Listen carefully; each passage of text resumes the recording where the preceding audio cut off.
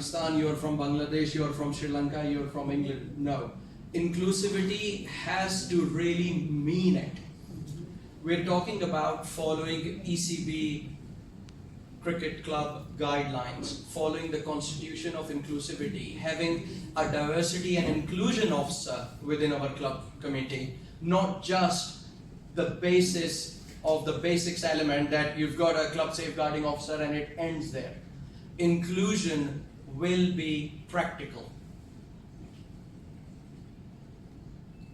So our vision, what do we want to achieve? We want to build a community-centered cricket club. I want to ask you, how many moons the Earth has? One. Well done, great answer. How many moons Jupiter has? Venus?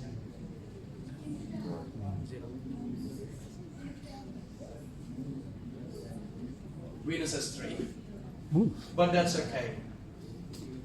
Earth has 1 crescent, 1 moon. And that's why we named our club Crescent, because it's about one community. It's not just a symbol, it is reflecting the community feel. Because the moon isn't owned by anyone, it's for everyone. And that is how inclusivity will be built on this club. That this club belongs to all communities, all backgrounds, and everyone. So we're talking about pathways, a structured pathway. By the way, just a bit of my background as well. I'm also a football coach and I've been doing football coaching for the last 6 years, UEFA C license holder. And one of the difference that I see between football clubs and cricket clubs is that community feel is far more superior in football clubs than in cricket clubs. I'll give you a very simple example. We were actually discussing it as part of our committee meeting earlier. When you are in a football game, you don't have to ask parents, can you please help with the flags or put the goals out or remove the goals or things like that. And when it comes to youth cricket, there are some parents who are always there.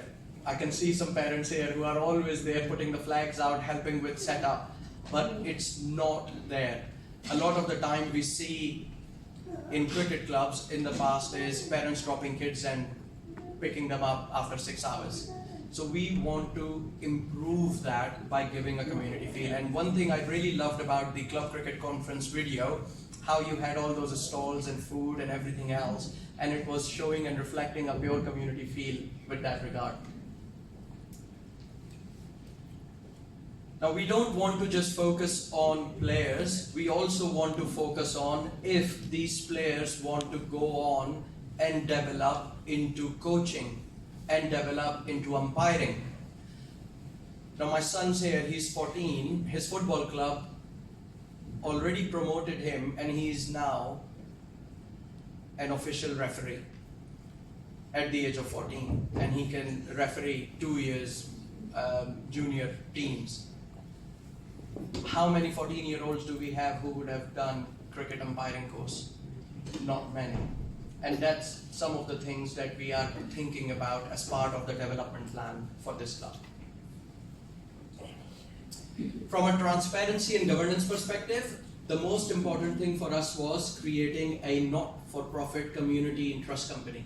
And that's why we've registered Milton Keynes Crescent as a CIC, who has a board, which I will go through in a bit more detail. And from a governance perspective, we want full parents' involvement in running the club. We will, of course, have our annual AGMs. We want to have clear roles and responsibilities for every role within the club. So the secretaries know what they are doing. The volunteer manager knows what they are doing. We will need a lot of funding, naturally. A cricket club doesn't run by itself. So it's not just the sub-payments from you. How can we generate more sponsors? We've got few sponsors sitting in this room. We are very, very kind, thankful for them from that perspective. The structure of the club, as mentioned earlier, our plan is to not just have the bare minimum.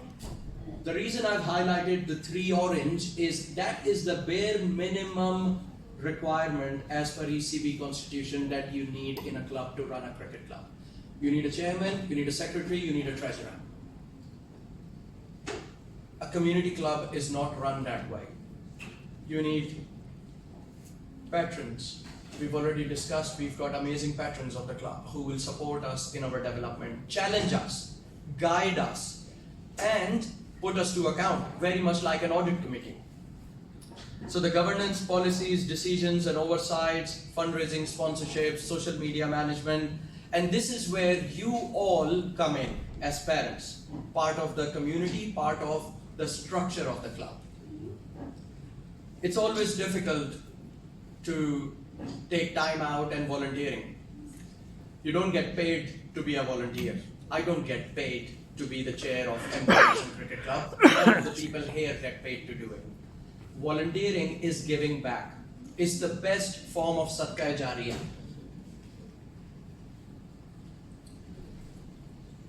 I want to just go through 2 more slides and